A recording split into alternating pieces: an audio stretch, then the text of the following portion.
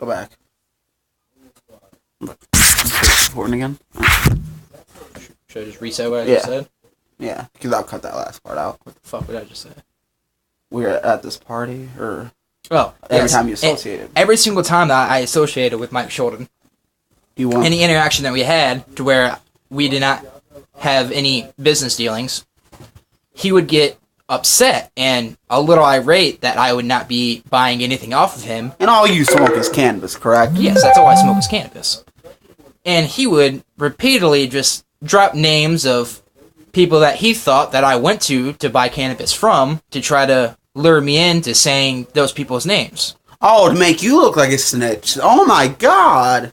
Do you see why I'm coming out with this right now? He is an intelligent fucking little narc. Now, you think he's federal? Because he told me about the DEA doesn't stop a nickel and dimer. I'm sorry. He told you about the DEA stopping him at the tracks right there by the beer keller. Yeah. He came to my house. Right after that, he walked from the tracks, came straight here to my house. We were up in my room, and he told me that the DEA stopped him, and they asked him what he was doing and if he had anything on him. And they patted his pockets, pulled out an ounce of weed and a bottle of pills. They didn't care about that, though.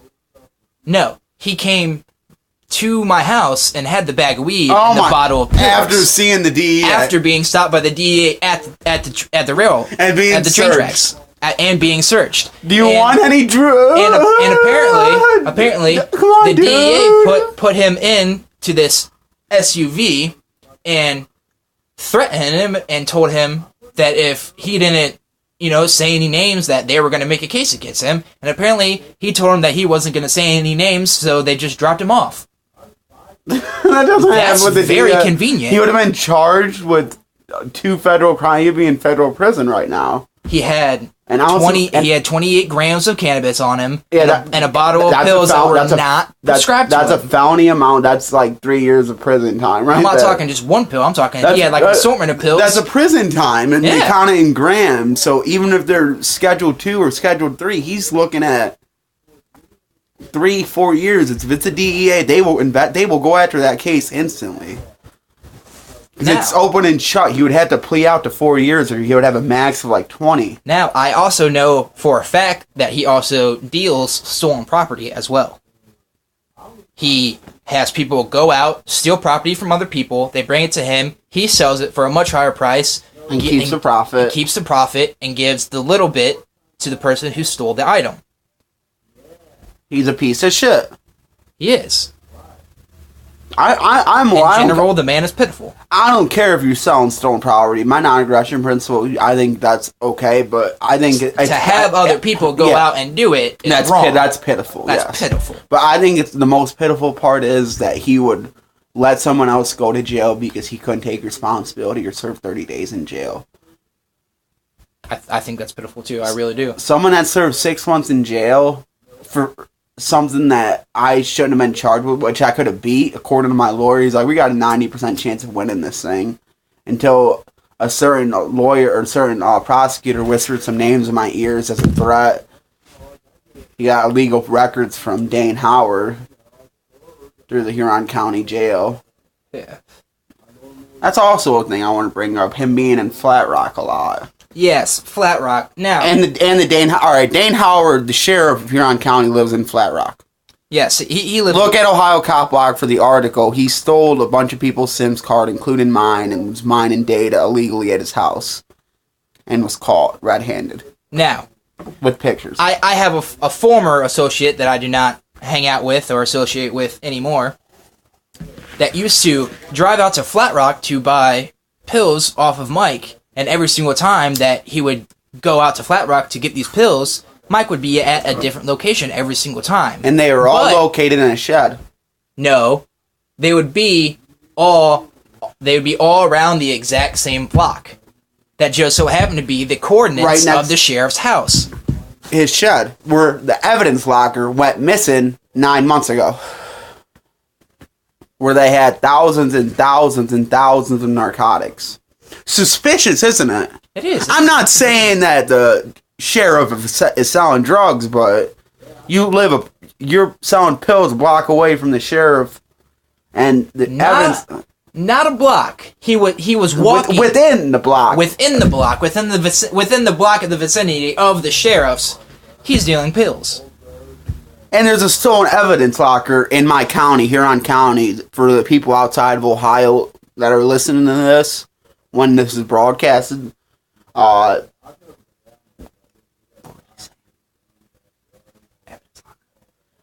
evidence locker was stolen. Huron County's evidence locker was ours, stolen. I don't collectively put myself as Huron County, but Huron County jails, all the drugs were stolen mysteriously. And there was a whole month's worth, I believe it was, actually. No, it was like 6 months worth, actually. And they only had one article in the paper, and they never spoke of it again. Norwalk Reflector is in bed with Huron County. Oh, yes, definitely. They definitely are. They are, because what they wrote about me, about how I cried my eyes out, because I am a sissy. I don't want to go to prison. I cried like a little girl to save myself from going to prison. And I think other people in their shoes would too. I never admitted error, though. I didn't say I was guilty. I entered a plea of no contest. I told them I didn't do any. I don't think I did anything wrong, but I will take the punishment because it's written on your piece of paper that you think makes it morally right. Simple as that. They let that lady out just not too long ago that killed her baby and stuffed it in a shoebox and said that she misplaced her baby so she'd go out and party. They just let her out after serving 2 years. Well, what you hear about that pot dealer that got life in? He was a pot user. He got life in prison. And he's spending life in prison. For another guy for a roach because he was a third strike felon. Yeah, and another guy who killed 4 people only served a dime in prison and got out. And this man is literally serving life in prison for a roach. That's our judicial system when we have a monopoly, people. That's. I mean, what is that? It's ridiculousness. That's what it is. That is absolutely ridiculous. Are we making a blog right now? I think so. But the bare essential of what we're trying to get to right now is the fact that Michael Sholden, he has a checkered past with many checkered people that are notorious in this town. And many law enforcement many law enforcement agencies. That these people were found to be very corrupt. Yeah. Now, mind you, both of these cops were corrupt. I have proof of both. He has floated in between Fremont and Bellevue. No, and he lives in Flat Rock at his friend's house.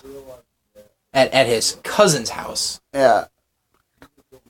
He does. Does he stay there every night, though, is the question I'm asking. No, he does not. You know he's doing something with that man, and you know the feds are watching both of them, so you guys be careful. I don't care if you sell drugs, but if you bust other people for it, fuck you. You can sell whatever the fuck you want. I don't want your poison.